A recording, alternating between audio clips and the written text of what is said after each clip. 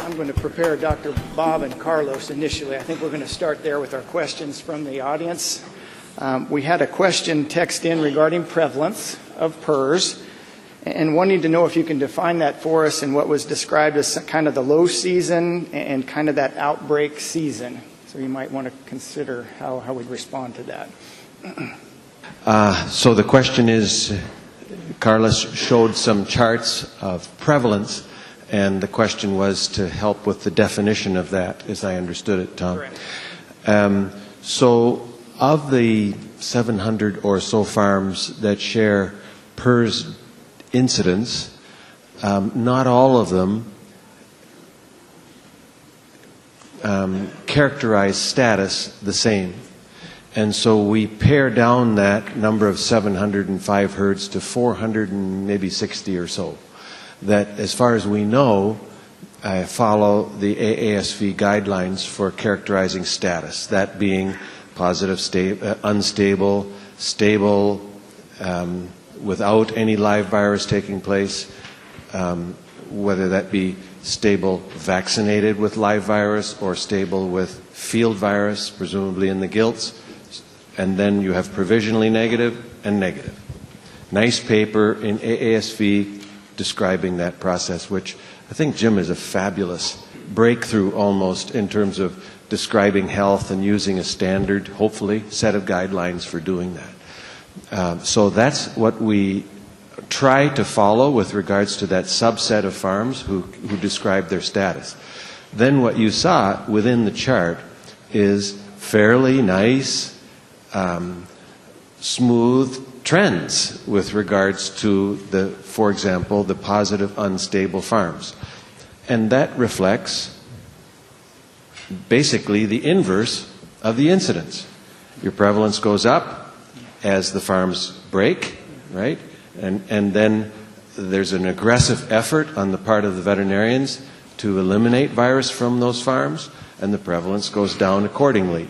And you see a nice trend which kind of corresponds, if you think about it in a way, with the seasonality, in that our prevalence is generally, we're getting a lot of stable farms in the summer, early fall, which when you think about it means a lot of nice kindling going out there into the wean to finish and nurseries, you know, susceptible pigs. Nice susceptible pigs that can be virus transmitters once the virus takes off again in the fall. So that's the general trend that we see within those. There's another sub-trend that reflects Danielle's PhD work, I believe, in large part, where you see a change in almost practice philosophy from using live virus, maybe 3, 4, or 5 years ago, Danielle, over to a massive transfer, and you can see it on one of those charts that Carlos showed, to application of live virus vaccine. And you can see that status change going from 2 FVI, meaning stable, but using field virus, again, presumably in the gilts, to stable VX, what we call VX, meaning live virus vaccine. And it's a massive change in philosophy. Danielle, again, I think complimenting your work, which showed the rationale behind that. Long answer. I appreciate it. Lots of information there. Thank you. Maybe as a segue, either to Dr. Morrison or Carlos, particularly Carlos, in your presentation, you talked about aggregating and disaggregating. And we talked about Andrea's work and the hill and the relationship of geography, and you spoke to other things about slope, coverage, and wind. Can you speak to future applications of layers upon understanding interaction effects? I know that's a very difficult question as a statistician, but share with us maybe dreams or potential applications, if you would. Yeah, we're working on that. So we know that there's a lot of potential of putting several layers on top of the map and looking at the farm status and looking at the movement of pigs. So yeah, we have been doing a little bit of that in outbreak investigations, and we have been like locally putting the wind pattern and humidity and temperature, and we can see well, that some days are potential for air transmission. So we foresee that with more information and bigger database, and with this new ability that we now have, we will come probably with a bigger picture of that, and maybe we can define better the air transmission and movement transmission. Excellent. Thank you. I keep looking out to the audience. I guess you'll cue me if we have, oh, right in front of me here. Thank you. Daniel, this question is for you. I know this is a PRRS conference, but you mentioned that when you did your study at the farms, the oral fluids at the farms and the oral fluids at the plant, that you were able to find the Seneca Valley virus. I'm just curious what the incidence rate was at the farm level versus the packing plant level. Yeah, thanks for the question. Sorry I didn't show the results, but at the farm level, and for Seneca Valley virus, we only run PCRs, didn't run any ELISA, that's on the process. But on the PCRs, no virus was found at the farm level, so 10 samples per farm, 30 farms, no SVA RNA was found there, but 60% of samples were positive at the abattoir, and so that's the results we got. Very good, thank you. Another question back to Dr. Morrison on the question of stability. How many weeks in the stability interval on average for each farm? I know we had kind of a bell-shaped curve there, but can you kind of share with us an average? Well, that's actually probably a better question for Danielle, who's did his PhD on that aspect. But I think the median, Carlos, is somewhere around 32 to 36 weeks. Does that sound right, Danielle? It depends on if people are showing the results for the first negative test or the fourth or the last negative test.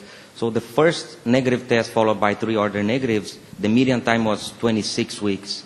And if you look at the last test, it just had 12 weeks on that roughly, so it goes to 38 weeks. Median. And then you saw a nice frequency distribution that Carlos showed with a lot of variability and a long positive tail on that. Meaning, and I think, Carlos, we had one well over a year. That's not necessarily closed for a year because you get to a point where you got no gilts and you're missing your breeding target, etc. So they might have continued being unstable, but at some point got stable. And that's when they report to us, the farm is now stable. And that's how we know that time to stable, because they told us when it broke and they told us when it got stable. Very good, thank you. John has a question, and Aaron behind you, Monsi has, no, John first. John, go ahead. Okay, thank you, Bob, or for any of the speakers. In your seasonal outbreak data, which we see those repeated peaks that start around December, one of you made the comment that the bases of those peaks are getting wider, which means the troughs are getting narrower. Can you give some indication on why that may be?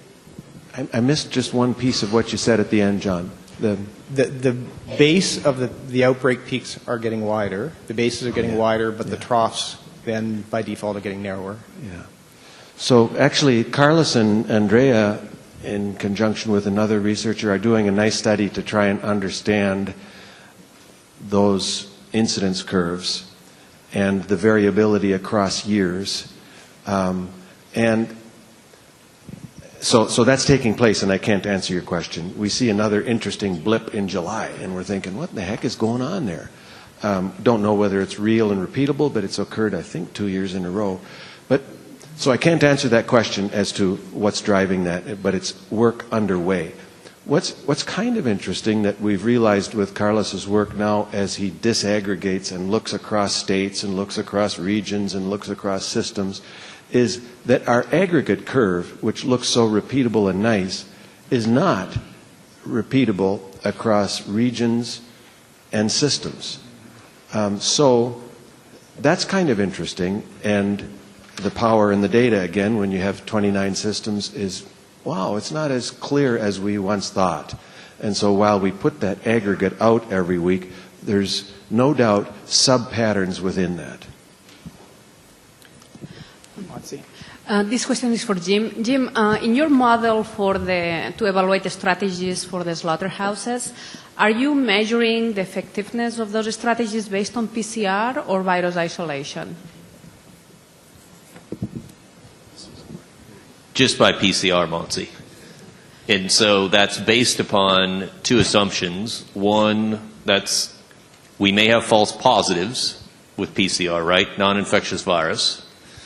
But if you look at all the other study work, if they're PCR positive, you don't have the converse, which is PCR negative VI positives. And so as long as you're reducing the risk, again, this isn't about getting to negative. We know what negative is. That's washing a trailer and baking the trailer. This is about how do I reduce that from basically 100% transmission to, somewhere in the 10 to 15% range. And is that material enough to slow down an outbreak? And that's why we use that outcome instead of saying, well, let's spend a whole bunch of money doing VI and all this other stuff. No, but I think there is a good data comparing survivability of PD based on temperature, comparing PCR and virus isolation, and certainly temperature significantly decreased viability. So I think some of the strategies maybe could have some potential, similar to just scraping if you were looking at VI. So there might be things that can still be done, even though the CT values don't change, but virus isolation would show that. So something to consider, too, as part of the study. Yeah, we've had all those internal debates, and again, I can't emphasize enough, we're trying to do engineering level work, not science. And there's a difference, because we're talking about how do I fix a system. And so is that enough data to go put something in place that doesn't cost any money? And putting heat in place, putting UV light in place, putting all those other things in place cost a ton of money to do, and they're quite frankly not very practical at the bump and grind level. That's why we went for scraping. And I think that's what I'm really challenging is to think very differently as can we make it better tomorrow, not do we have to be perfect. And that's a very different approach. Beautiful. Dr. Lowe, while you've got the microphone, we'd like to expand on your transport trailer soup recipe, but maybe before you do that, you did mention that in big data examples from Illinois, the Swine Health Network being on a shoestring budget.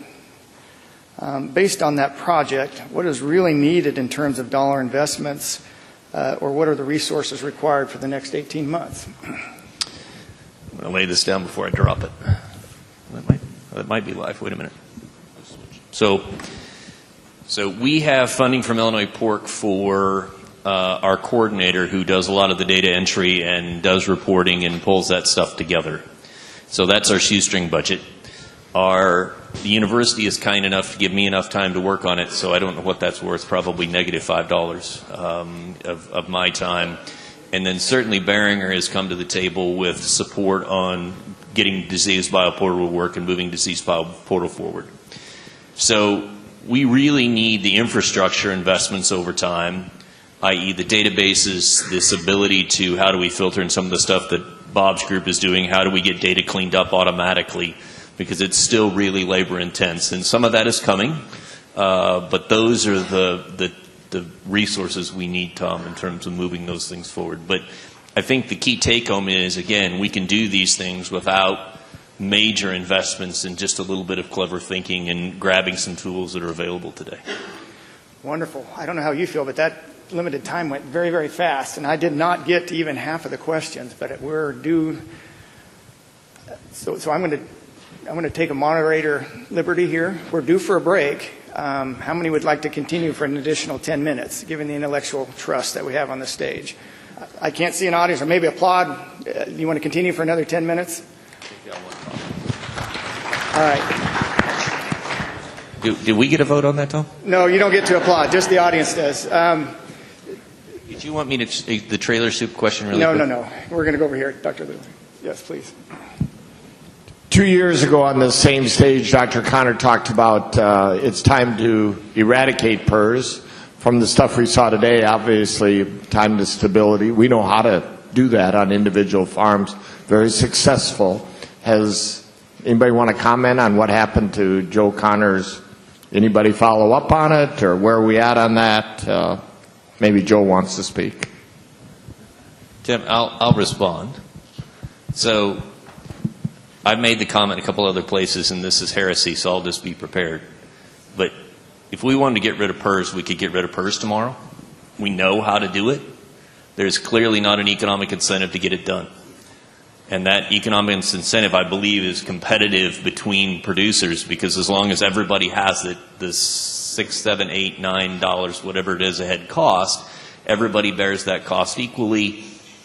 My costs are all equal. We're getting paid on the same deal. And if we all get rid of it, we're all at the same spot. And I literally think that's where the investment, some of those conversations come from. And I think that's why we've not gotten off the snide. That's personal opinion. That if it was really that costly, we could figure out how to get it done, because we work with really sharp people that really understand investment and really understand how do you drive business profits forward. And I think they collectively have made a decision that, and hey, we've all got it, it's not that big a deal. I don't think that's conscious, I think that's subconscious. Very good. Dr. Linhares, we generated a whole lot of questions here. I want to just get a few of these to you if we could, in the very short time we have and the patience we have with the audience. PCR, tell us about that. What PCR you used in the evaluation that you used? Was it homemade? Is it off-the-shelf kind of PCR? Some questions regarding that.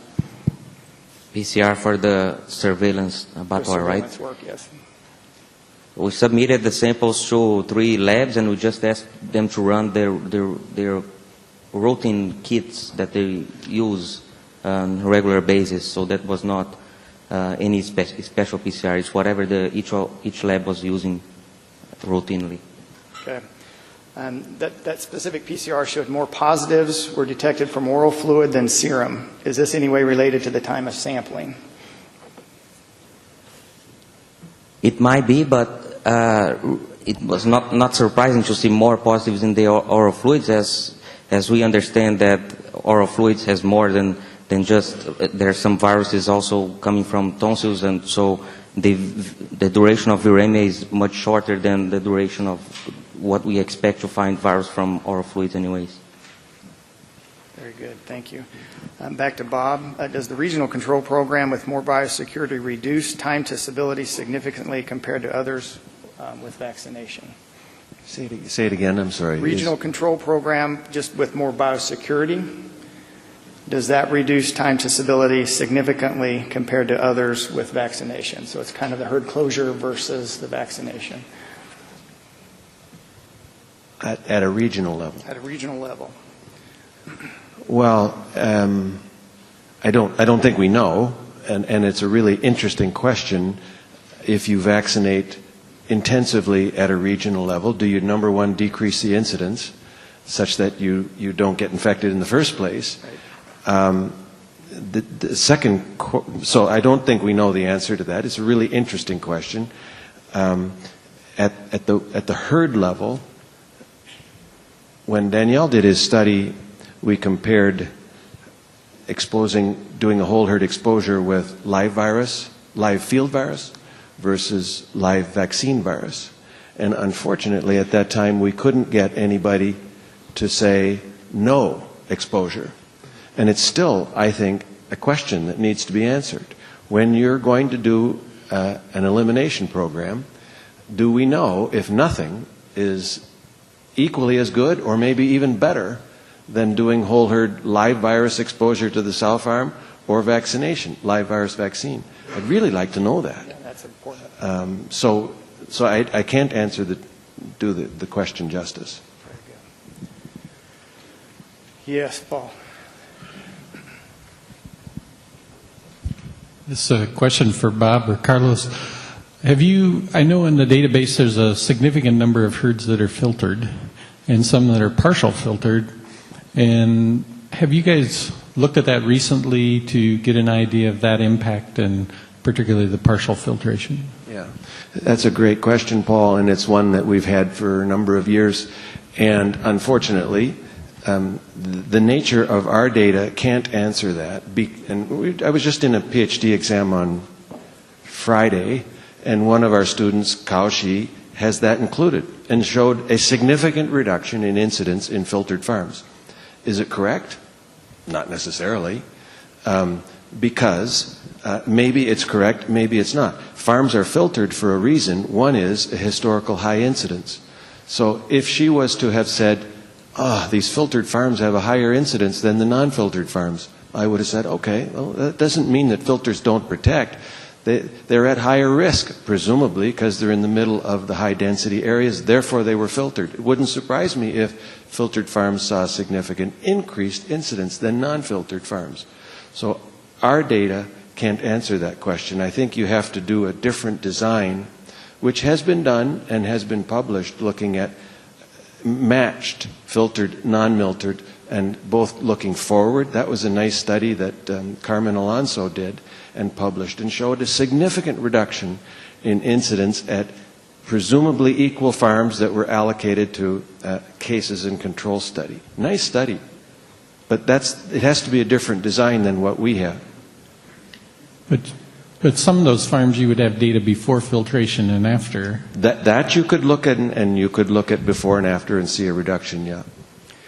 All right, we want to thank you for enthusiasm and participation. We want to encourage it. We're going to have another question and answer session shortly. I'm going to give you just 6 to 7 minutes for a break. We need to be right back here at 10:05. Please applaud the audience for their questions.